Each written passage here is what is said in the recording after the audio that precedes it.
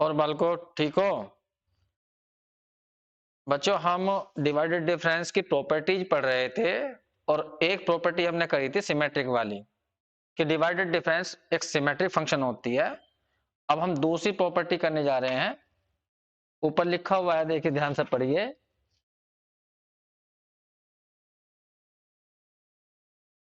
The nth divided difference of a polynomial of n degree are constant।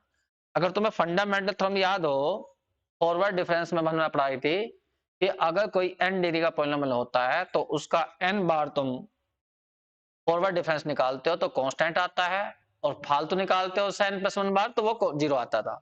बिल्कुल same ऐसे ही ये theorem है कि अगर तुम कोई पॉलिनोमियल लेते हो n डिग्री का और उसका nth बार ही डिवाइडेड डिफरेंस निकालोगे तो वो भी कांस्टेंट आएगा, और उससे ज्यादा करोगे तो जीरो आएगा। लेकिन मैं इसमें यहाँ प्रूफ करूंगा, और यहाँ पर ध्यान दीजिए जो जिस फॉर्मूले का मैं यूज करूंगा वो ये रहा। ये बाइनोमियल में तुमने प्रूफ किया होगा, वरना यहाँ प्रूफ कर लेना, कोई ऐसी बड़ी बात नहीं है। a की पावर n माइनस बी की पावर n इक्वल टू ऐसे लिखा रहता है। पहले इस a की इन सारे में मल्टीप्लाई कर देना, फिर माइनस करके b की फिर मल्टीप्लाई करना, सब कुछ कट जाएंगे, केवल ये बचेगा। तो ये सब ऐसा कोई प्रूफ करने की जरूरत नहीं है, बस तुम इस रिजल्ट को याद रखना कि a की पावर n माइनस बी की power n upon a minus B हो तो इसको ऐसा लिखा जाएगा। बस यहां ध्यान देना, रटना एक बार को। देखो यहाँ n n आ रहा, तो a की पावर मतलब एक डिग्री कम कर देना, n माइनस वन से स्टार्ट होगा ये, फिर उसके बाद a की पावर फिर एक कम हो जाएगी n माइनस टू, ठीक, फिर a की पावर n माइनस थ्री हो जाएगी, एक एक कम होती जाएगी, और b की पावर बढ़ना शुरू हो जाएगी, लेकिन b यहां से डलेगा b, फिर a की पावर n माइनस थ्री हो जाएगा, b की पावर कितनी हो जाएगी, दो हो जाएगी। ऐसा करते करते लास्ट में क्या होगा, a की पावर तो खत्म हो जाएगी लेकिन b की पावर n माइनस वन हो जाएगी। और यदि तुम इससे पहले लिखना चाहोगे तो सोचो, a यहाँ पर खत्म हो गया तो इससे पहले a की पावर वन आई होगी और b की पावर इससे कम आई होगी। तो ऐसा तुम याद रखना, इसको मैं काफी जगह लगाऊंगा इसमें, बस ध्यान रखना जैसे यहाँ पावर n है तो एक डिग्री कम से करना। तुम इसमें उल्टा भी कर सकते हो, तुम इसे ध्यान से देखो, इसमें a की जगह b कर दें तो b की जगह a कर दें तो कोई चेंज नहीं होगा। जब तुमने यहाँ b से स्टार्ट कराए हो, मान लो मैंने तो करा a से स्टार्ट, नहीं तुम b से कर दीजिए, तो बस ये जो लास्ट टर्म है b वाली वो तो a वाली बन जाएगी, और जो ये वाली टर्म है वो b बन जाएगी। तो कहने का मतलब जो ये इस साइड में लिखा हुआ है ये एक सिमेट्रिक फंक्शन है, विच इज सिमेट्रिक। मैं लिख देता हूं कि इसकी विशेषता क्या है। ये एक सिमेट्रिक है, सिमेट्रिक फंक्शन। कोई कहेगा सिमेट्रिक किस में है, ये ए और बी में सिमेट्रिक है, ए एंड बी में। ए की जगह बी करिए, बी की जगह ए करिए, कोई इफेक्ट नहीं पड़ेगा। और दो शब्दों में कह सकते हैं ये होमोजीनियस भी है, एंड होमोजीनियस। होमोजीनियस कितने डिग्री का चेक करिए, ऑफ डिग्री, हर टर्म की डिग्री चेक करिए। इसमें ए की पावर n माइनस वन, इसमें ए की पावर n माइनस टू, लेकिन बी की पावर वन है, दोनों की पावर का ऐड करिए तो n माइनस वन ही बनेगा। तो ये होमोजीनियस है n माइनस वन डिग्री का, इस बात को भी ध्यान रखना। फिर सुन लीजिए, अगर यहाँ पावर n चल रही है तो ये जो एक्सप्रेशन आता है इस साइड वाला वो एक होमोजीनियस होता है एक डिग्री कम का। अगर यहाँ पे फोर फोर चल रही होगी तो ये तीन डिग्री का बनेगा। ठीक है, इसको ध्यान रखना, इसी के आधार पर मैं इसे प्रूफ करने जा रहा हूं। बस इधर ध्यान दो। अब क्या प्रूफ करना है कि अगर कोई पॉलिनोमियल n डिग्री का है तो प्रूफ करिए nth डिवाइडेड डिफरेंस उसका कांस्टेंट आएगा। तो यहां से हम प्रूफ स्टार्ट करते हैं, लेकिन तुम्हें ध्यान रखना है, ये सब याद रखना है, इसके बिगड़ नहीं हो पाएगा प्रूफ। बस 2 मिनट इधर ध्यान देना। मैंने अपने पास से एक पॉलिनोमियल लिया, बहुत छोटा सा पॉलिनोमियल लिया जिसमें केवल एक ही टर्म है और वो है x की पावर n, n डिग्री का पॉलिनोमियल लिया, और इसका जो लीडिंग टर्म है या कह दीजिए इसका जो ये है x की पावर n, उसका कोएफिशिएंट जो है वो वन लिया मैंने जानबूझ के। ठीक है, ये मैं लिख देता हूं इज ए पॉलिनोमियल, ये हमने पॉलिनोमियल लिया, पॉलिनोमियल ऑफ डिग्री, कितने डिग्री का लिया है, n का, और n यहाँ पर पॉजिटिव है। वैसे तुम जानते हो पॉलिनोमियल है तो n की वैल्यू पॉजिटिव ही होगी, नेगेटिव तो होगी नहीं। ठीक, अब हम इसका पहले एक बार फॉरवर्ड डिफरेंस निकालेंगे, एक बार डिवाइडेड डिफरेंस, सॉरी, एक बार निकालेंगे फर्स्ट डिवाइडेड डिफरेंस, फिर निकालेंगे सेकंड डिवाइडेड डिफरेंस, फिर निकालेंगे थर्ड, और फिर इन जनरल कह देंगे। ठीक है, वही तरीका लगाएंगे। सबसे पहले हम इसका फर्स्ट डिवाइडेड डिफरेंस लेना चाहते हैं, लेकिन तुम्हें आर्गुमेंट्स तो लेने पड़ेंगे ना। फर्स्ट डिवाइडेड डिफरेंस के लिए दो आर्गुमेंट की जरूरत पड़ती है, ठीक है, तो हम यहाँ पे निकाल रहे हैं फर्स्ट डिवाइडेड डिफरेंस और आर्गुमेंट ले रहे हैं हम x0 और x1। या तो ऐसे लिख देना डेल के रूप में, एक मिनट, डेल के रूप में, या एक संकेत देता हूं मैं, बस ये लिख देता हूं, ये है हमारा फर्स्ट डिवाइडेड डिफरेंस जिसमें आर्गुमेंट x0 और x1 है। तो मैं इसकी डेफिनेशन पता है, बताइए क्या होती है।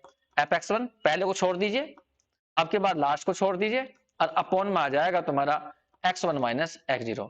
ये हम फर्स्ट डिवाइडेड डिफरेंस निकाल रहे हैं। मैं फिर लिख देता हूं यहां फर्स्ट डिवाइडेड डिफरेंस किसका निकाल रहे हैं, इस फंक्शन का, और देखते हैं कि कुछ डिग्री पर असर पड़ता है या नहीं पड़ता।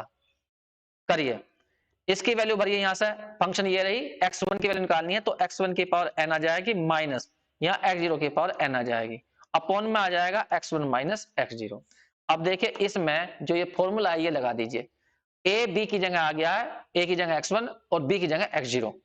नीचे देखो बिल्कुल सेम नहीं आ गया, और बिल्कुल ऐसा एक्सपेंड कर दो, बस कुछ नहीं, मैं एक लेके चलूंगा, x1 लेके चलूंगा, उसकी पावर क्या लिखूंगा मैं, n-1, फिर इसकी पावर तो घटती जाएगी n-2 इंटू में x0, फिर x1 की पावर n-2, यहां पे आ जाएगा x0 की पावर 2, बस ऐसा करते जाएंगे, और लास्ट में क्या होगा, x1 की पावर तो खत्म हो जाएगी, x0 की पावर हो जाएगी n-1। इससे पहली टर्म तुम यदि लिखना चाहोगे तो यहाँ x1 आ जाएगा और x0 की पावर हो जाएगी n-2, यहाँ n-1 तो एक कम हो गई, x1 यहाँ खत्म हो गया तो x1 की इस वाले में एक पावर रही होगी, बस इस बात का ध्यान रखना। तो ये लिखा है हमने f x0 x1 को।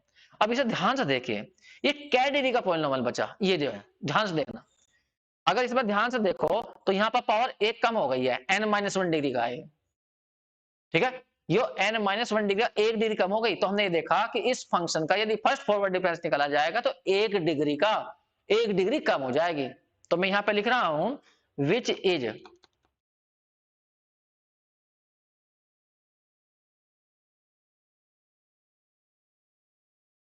इज ए पॉलिनोमियल, ये एक पॉलिनोमियल है ऑफ डिग्री, एक डिग्री कम हो गई, ऑफ डिग्री n-1। और देखो इसके अंदर सबसे बड़ी जो पावर है वो x1 की पावर 1 है, वो n-1 है, उसका कोफिशिएंट कितना है, 1 है। देखो यहां भी 1 था, तो ध्यान रखना कोफिशिएंट जो है लीडिंग टर्म का वो 1 है, यहां पे 1 है, ठीक। इसी तरह से जैसे तुमने अब ये निकाला है फर्स्ट डिवाइडेड डिफरेंस, ऐसे ही हम सेकंड डिवाइडेड डिफरेंस निकालेंगे, तो देखेंगे क्या डिग्री 2 कम होती है, आपका 1 कम हुई। एक मिनट मैं ऊपर लेके जाता हूं,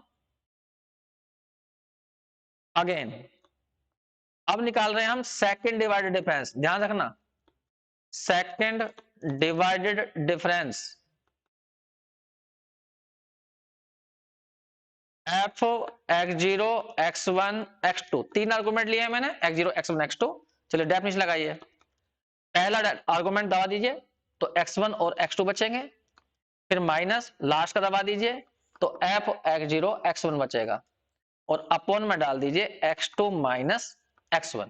ये बस इसे ही ध्यान से सुनना है, बस सेकंड वाले को बस मैं एक करके दिखाऊंगा ना, सेकंड वाला 2 डिग्री कम करके दिखाऊंगा, फिर मैं इन जनरल कहूंगा सब कुछ। यहां पे देखना 1 अपॉन, एक मिनट, x2 माइनस x0, अब x2 माइनस x0 को तो रखिए बाहर, और यहां पे लिख लिया हमने f x1 x2 और माइनस के f x0 x1, ये लिख दिया, ये लिखा गया 1 अपॉन x2 माइनस x0, बस एक स्टेप और लगाना तो मैं यहां पर f x1 x2। देखिए हम जानते हैं डिवाइडेड डिफरेंस एक सिमेट्रिक फंक्शन होता है, चाहे तुम ऐसे लिखिए या ऐसे लिख दीजिए, आर्गुमेंट चेंज करने से कोई इफेक्ट नहीं पड़ता। तो यहां पे लिखने जा रहा हूं मैं f x1 x0, ये रहा। अब देखिए मैं ऊपर पहले से खोल देता हूं, इसकी डेफिनेशन लगा देता हूं, तो 1 अपॉन x2 माइनस x0 तो बाहर चलता ही रहेगा, यहाँ पर एक डेफिनेशन लगाइए तो आ जाएगा f x2 माइनस के f x1 अपॉन में आ जाएगा x2 माइनस x1। इसी तरह से यहां पर करोगे तुम तो f x0 माइनस के f x1 अपॉन में आ जाएगा x0 माइनस x1, ये आ गया। ऊपर देखिए फंक्शन क्या आती है हमारी, फंक्शन के हिसाब से एक्सपेंड करिए, फंक्शन थी हमारी fx इक्वल टू x की पावर n, तो x2 की पावर n हो जाएगी, यहाँ x1 की पावर n हो जाएगी, अपॉन में x2 माइनस x1। यहाँ पर देखिए यहाँ हो जाएगा x0 की पावर n माइनस के x1 की पावर n हो जाएगी, अपॉन में x0 माइनस x1। अब देखिए ऊपर वाला जो फॉर्मूला तुम्हें समझाया था मैंने, उसे ही तुम्हें यहाँ पर एक्सपेंड करना है। एक बार मैं दिखा देता हूँ फॉर्मूला। ये फॉर्मूला ये रहा, ये वाला। तो ये फॉर्मूला फिर यहाँ पर एक्सपेंड कर देना, दोबारा से करके दिखाइए। देखिए ध्यान से सुनना, 1/x2 माइनस एक्स जीरो, यहाँ फॉर्मूला लगाना पहले। देखिए x2 से स्टार्ट करते हैं, x2 की पावर 1 डिग्री कम करेंगे, फिर x2 की पावर अगले में 1 डिग्री और कम हो जाएगी, लेकिन x1 ऐसा ही लिखा जाएगा।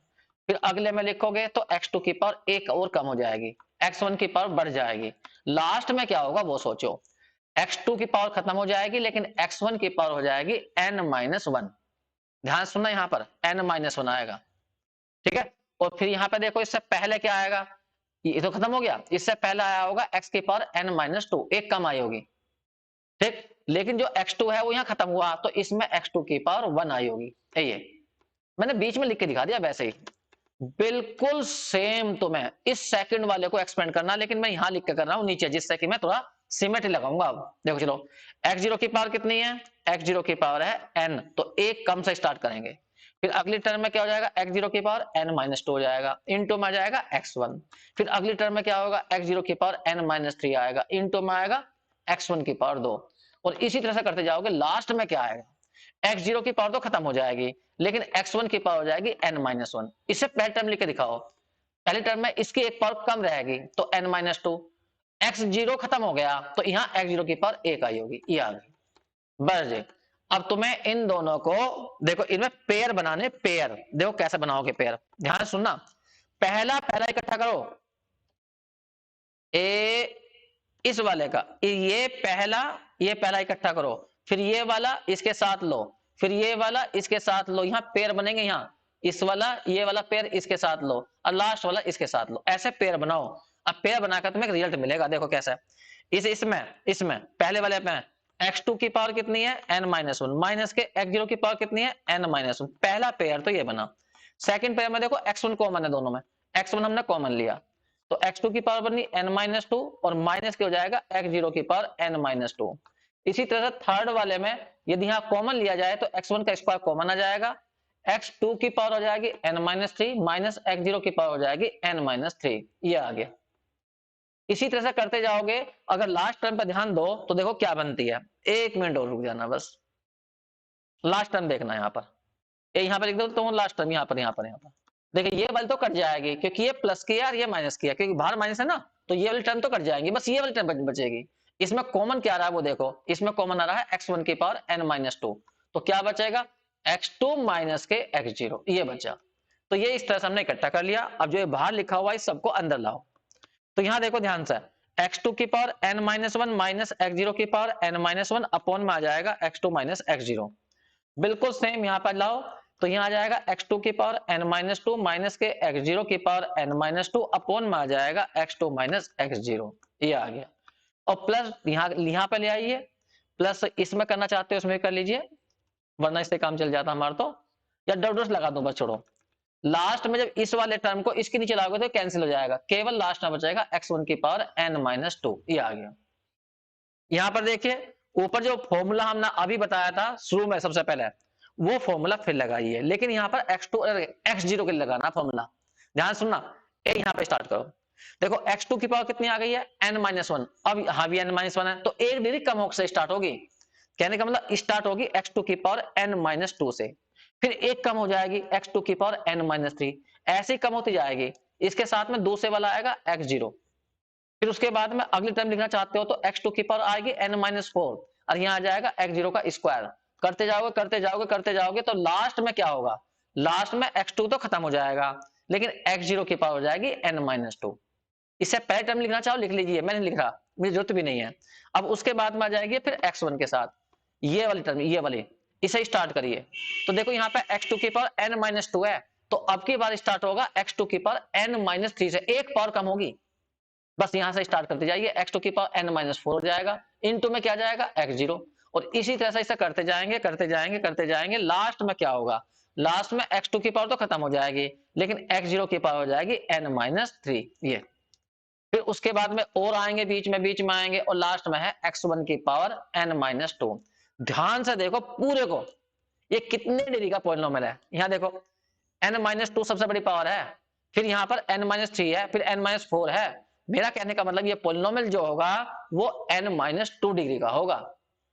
तो मैं यहाँ पे लिख रहा हूं विच इज ए पोलिनोमियल, ये एक पोलिनोमियल है, पोलिनोमियल ऑफ डिग्री कितने का है, इसकी जो डिग्री है वो है n-2, n-2 डिग्री का है।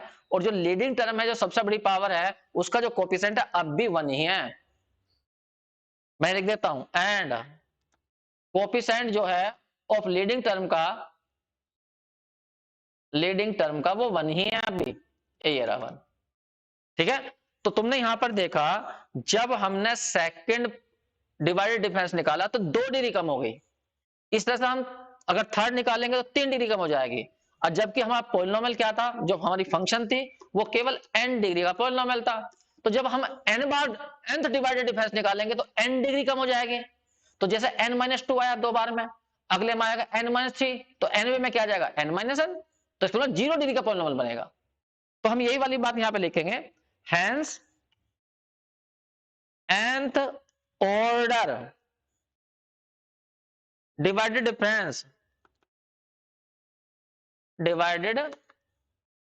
डिफरेंस इक्वल टू कितना होगा, वो होगा एक पोलिनोमियल बनेगा,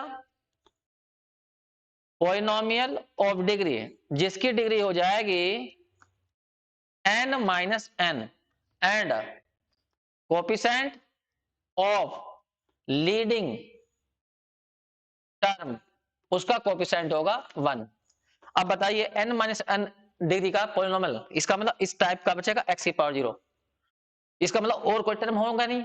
अब सबसे बड़ी पावर जो होगी वो x⁴0 होगी, इसका मतलब ये हुआ कि उसका कोफिशिएंट 1 होगा, इसका मतलब ये कांस्टेंट टर्म आ गई, यही तो है। तो हमने ये प्रूफ कर दिया कि यदि किसी पोलिनोमियल का जो n डिग्री का हो उसका nth डिवाइडेड डिफरेंस हमेशा कांस्टेंट आता है, क्योंकि उसमें जो पोलिनोमियल बचेगा वो n-n डिग्री का बचेगा, इसका मतलब x⁴0 का बचेगा, तो उसके अंदर कांस्टेंट टर्म आ जाएगी और कोई x होगा ही नहीं। तो इससे ये चला पता कि nth डिवाइडेड डिफरेंस जो आया इस फंक्शन का वो कांस्टेंट आ गया, कांस्टेंट। अब सोचिए जब ये कांस्टेंट आ गया, अगला तुम डिफरेंस निकालोगे तो वो 100% 0 होगा। तो इसी तरह से डेल n+1 निकाला जाएगा इसका, तो वो हमेशा कांस्टेंट का जब हम डिवाइडेड डिफरेंस निकालेंगे तो वो कैसा आ जाएगा, 0। बस ये तुम्हें रटना है, इसके द्वारा ही हम क्वेश्चन करेंगे। ठीक है, अभी और प्रॉपर्टी है, पहले उन प्रॉपर्टी को प्रूफ करेंगे, उसके बाद फिर देखेंगे। ठीक है बच्चों, ऐसा करिए, और समझ में नहीं आई है तो क्या रिपीट करिए, पॉज करिए, ऐसा पॉज करके दोबारा देखिए। ठीक है, और नहीं फिर भी आए दिक्कत, कोई दिक्कत आ गई हो तो मुझे कमेंट करिए और मुझे बता दीजिए, व्हाट्सएप कर दीजिए।